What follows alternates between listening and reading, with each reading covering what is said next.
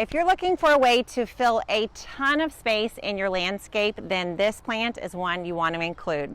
It's grasses. Grasses are my favorite way to fill in blank spaces in the landscape. They're not only beautiful, they add a new texture to the space, they grow very quickly, and a big benefit is that they actually provide a space for wildlife to come and to nest and raise their young too.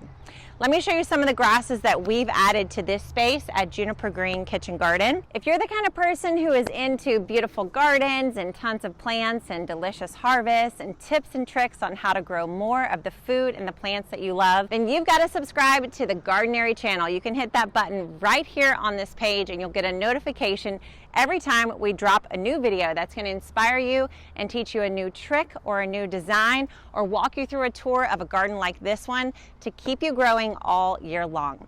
The first thing we did is along our tunnel arch trellis area, we planted a ton of grasses right alongside this walkway.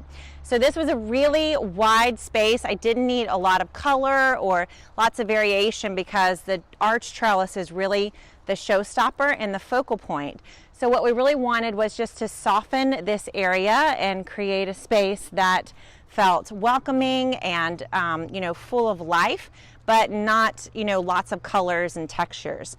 So we added grasses all along here, and then we planted echinacea right inside those grasses. So what you can see with these grasses is it doesn't just fill in the blanks, but it also provides this wonderful backdrop for color.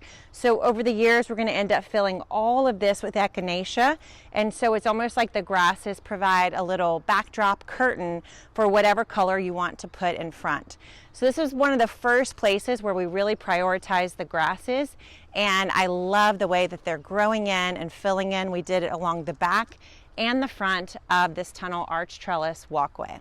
As you can see, we had a ton of space to fill with plantings, native plants, pollinator-friendly plants, and it can be overwhelming, and it can also add up price-wise when you're trying to fill such a large space. So what I did with the design is I really interspersed grasses and more evergreen plants alongside our flowering plants like the yarrow and the blazing star and the bee balm and the wild gara and our other plants down there, the nepeta as well.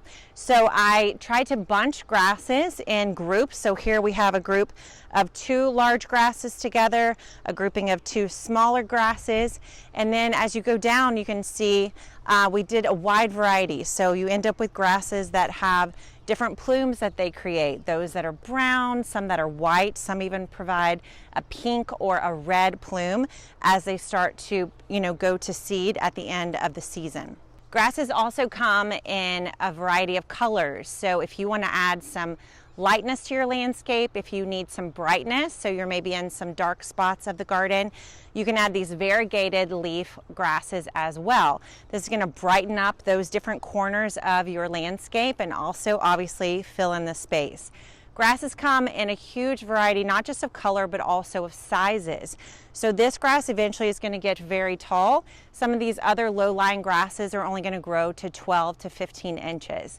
So even in a landscape where you think, oh my goodness, I can only have a few grasses, if you vary the sizes and the colors and the plumes of the grasses, you can actually plant quite a lot of grasses and it'll feel like they're all different plants. It's not just a garden full of grass. Even though grasses are wonderful for filling in spaces quickly, that's not their biggest selling point. Grasses are extremely durable and so easy to grow. They're drought tolerant, they're heat tolerant.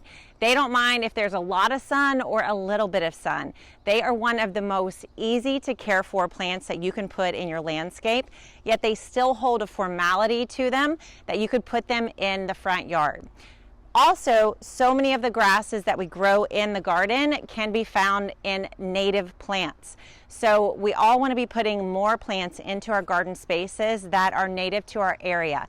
Plants that have been bred and grown, not bred, but grown in the wild in the towns and the cities where we are now planting our gardens. And the good news is there are tons of grasses that are beautiful that are native to your area too. So don't just grow them for the fact that they're going to fill in your space, that they're really beautiful, they add texture, they support wildlife. Grow them because they're easy to grow and they support the native landscape. Have I convinced you to go out and buy some more grasses yet? I hope so. Well, if you love this kitchen garden, if you're inspired by beauty like this space, you can shop all of our raised beds and trellises, our steel edging, all kinds of supplies at the Gardenary shop at gardenary.com. And if you want to learn how to set up a space like this, a kitchen garden with raised beds and trellises and a native plant garden right next to it, then you got to find out about Kitchen Garden Academy.